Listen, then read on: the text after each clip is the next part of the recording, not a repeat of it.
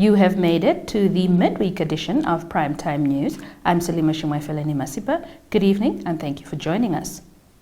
The Ministry of Information and Communication Technology, MICT, today unveiled the official presidential portrait of President Nangolo Mbumba. The ministry's executive director, Dr. Audrey Mate, stated that the portraits are now available for display countrywide at public and private entities and will be displayed alongside the portrait of founding President Sam Nujoma. We have been given the sole mandate at the Namibia Press Agency to come up with a production of the current president, Dr.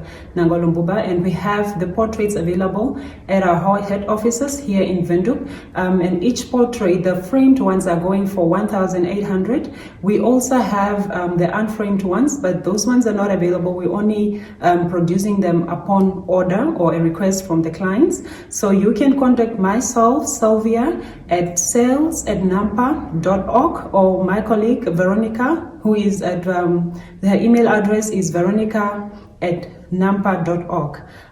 The portraits we have, as you can see, are in this structure, and then the unframed ones are the ones that we are giving out on. To the different region, distribution will be done through courier at the MICT offices. We have representatives at those offices, and that information will also be given out to the regions where the different people can receive them or acquire them from there. Okay, for regions where there are no MICT officers, we can just be notified via email, and then we can just do distribution to the entities or the companies directly that have placed the orders. Onto a developing story. Hordes of school learners and teachers, friends and family, and the general public today flocked to selected streets of the capital to pay their respects to the late former Minister of Education, Arts and Culture, Katrina Hanse-Himarwa. The procession of Hanse-Himarwa's remains started in Katrina earlier today and was en route to Marental. She will be laid to rest on Saturday. We now bring you sights of the procession.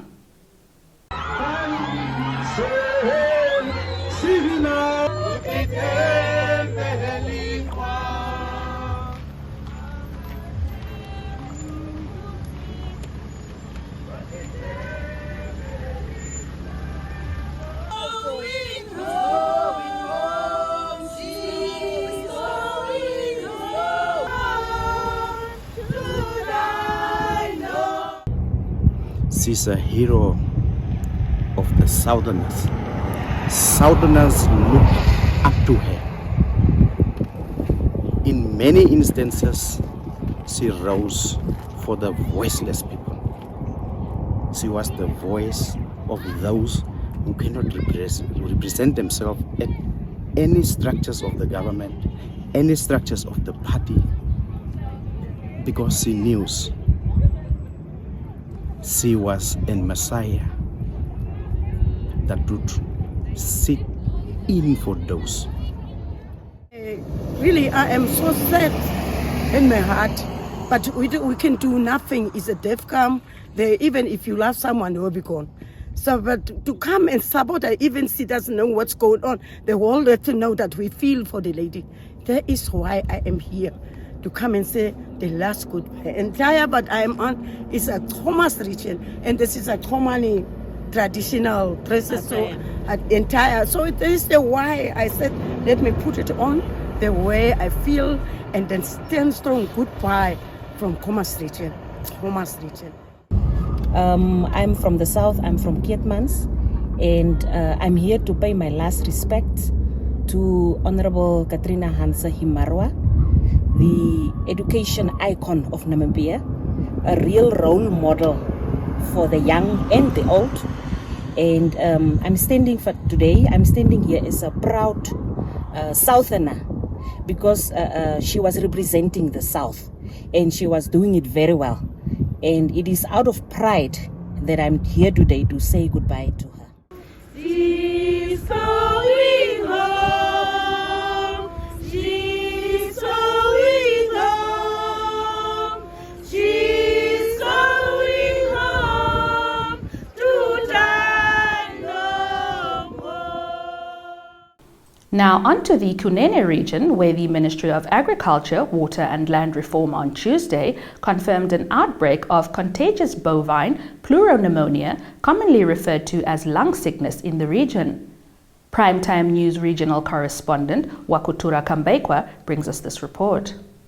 The Ministry of Agriculture, Water and Land Reform in a statement said the pandemic was detected on 1st July 2024 at Okapunja, some 51 kilometers outside of Opo, in a herd of cattle where 8 tested positive and 1 cow died. Contagious bovine pleuropneumonia was one of the world's 3 main historic cattle pandemics alongside foot and mouth disease and rinderpest. Mycoplasma mycoides causes contagious bovine pleuropneumonia, a disease affecting cattle and water buffalo. The statement read, lung disease is mainly a disease of cattle and water buffalo that affect the lungs and the membrane that line the thoracic cavity, causing fever and respiratory signs such as labored and rapid respiration, cough, and nasal discharge. It is known to cause more livestock losses than any other disease due to its high contagiousness and mortality rate of more than 50%. The disease is transmitted by direct contact between an infected and a susceptible animal, with certain animals carrying the disease without showing symptoms, making control of its spread more difficult.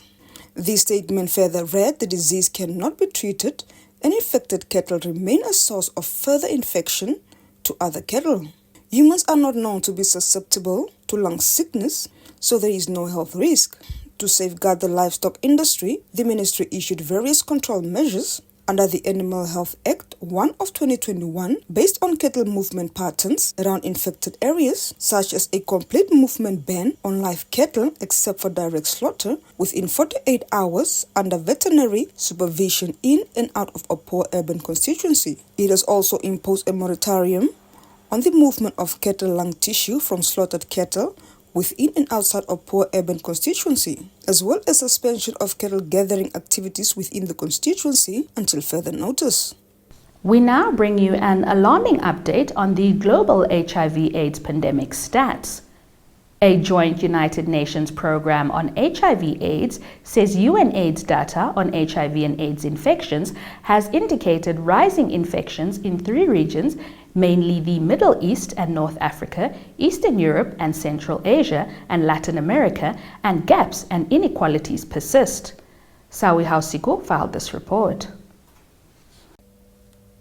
UNAIDS Executive Director Winnie Byanyima, in a media statement Tuesday, said that although tremendous progress has been made in preventing new HIV infections, which have fallen by 39% since 2010 globally and by 59% in Eastern and Southern Africa, a new report released by UNAIDS shows that new HIV infections are rising in these 3 regions. Byanyima said in Namibia 95% of all adults 15 to 49 years old are aware of their HIV status, of whom 97% were accessing HIV treatment and 94% of these had suppressed viral loads in 2023. She added that HIV responses succeed when they are anchored in strong political leadership, and several countries are already on track. Botswana, Eswatini, Rwanda, the United Republic of Tanzania and Zimbabwe have already achieved the 95-95-95 targets, and at least 16 others, including Namibia, are close to doing so.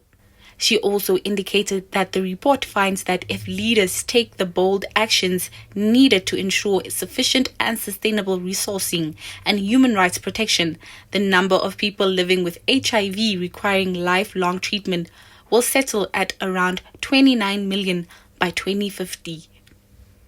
Sheila Perestrello reporting for Primetime News. Moving on to legislative matters. Members of the National Council on Tuesday expressed their support for the marriage bill. The aim of the bill is to clarify that same-sex marriage is illegal in Namibia and to address other objectives related to regulating marriage in the country. The new bill seeks to amend the Marriage Act of 1961. Andreas Thomas filed this report. During the second reading of the bill, which had been passed in the National Assembly, members described the legislation as a valuable tool for regulating marriage in the country. The marriage bill was initially introduced in the National Assembly by the Minister of Home Affairs, Albert Kawana, to regulate the solemnization of marriages and define marriage. Constitutionally,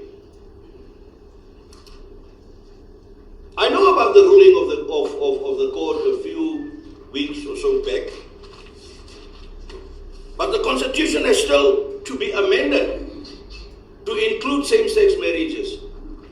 This is the supreme law of the country, and it does not make provision for same-sex marriages.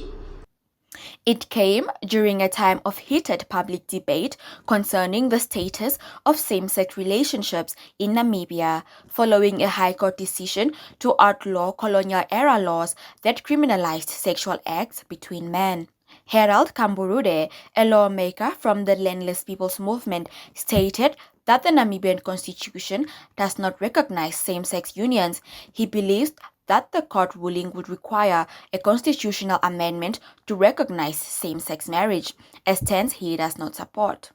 The Parliament's support for the marriage bill is a significant setback for the LGBTQI+ community in Namibia as they actively advocate for legal recognition.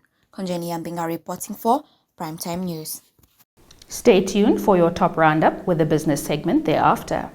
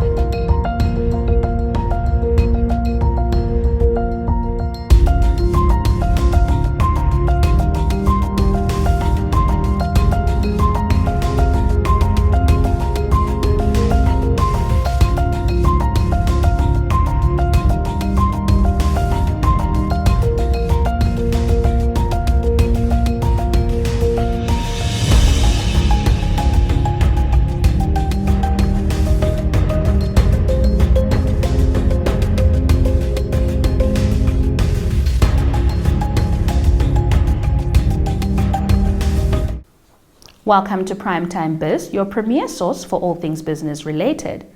Leading our business news, NamWater Chief Executive Officer Abraham Nehemiah provided a comprehensive and detailed overview of NamWater during an information sharing session with the Ministry of Information and Communication Technology today. Sylvia Hashundali filed this report. People pay water based on approved tariffs. So we are supposed to keep ourselves as a going concern through charging the users and also through requesting for tariff increases from time to time. But if you look at the tariff that's not increased and the debt that's owed to NamWater, you can really see how we are struggling.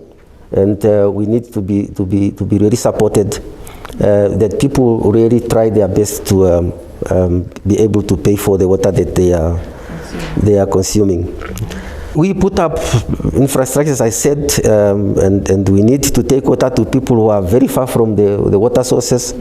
And only if we support each other that NamWater will be there in the long run to be able to supply water to the people.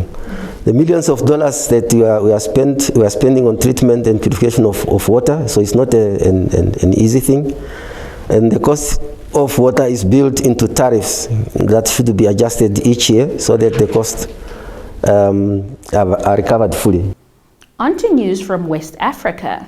Nigeria's National Assembly on Tuesday passed a bill to more than double the minimum wage for federal workers, with the authorities warning against protests over soaring living costs.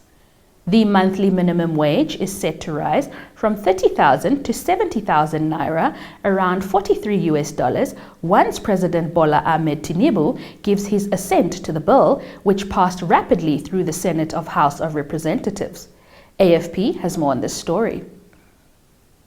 Africa's most populous nation has seen a series of labor strikes in recent months as unions pushed for an increase in the wage. The cost of living spiked after Tinubu ended a costly fuel subsidy and eased foreign exchange controls following his inauguration in May last year. Inflation hit record levels at 34.19% in June, with food inflation more than 40.87%, according to the National Bureau of Statistics. Unions agreed to the increase after a deadlock and months of negotiations, even though the hike was far less than they had demanded. The new wage level applies to federal workers, from civil servants to airport staff and teachers. But I believe it's not enough. It's not enough, not only to civil servants, but also to Nigerian populace as a whole. And I mean, the 70,000 minimum wage, as it sounds, it's nothing compared to what they are getting. The passage of the bill comes as calls have appeared online for Nigerians to join nationwide protests against Tinubu's policies, with some urging peaceful rallies from August 1st to end bad governance in Nigeria. Konjeni Ambinga reporting for Primetime News. That concludes tonight's top segment. We now consult the weather oracle on tomorrow's countrywide conditions, followed by a roundup of the latest economic news and the Sport Planet segment.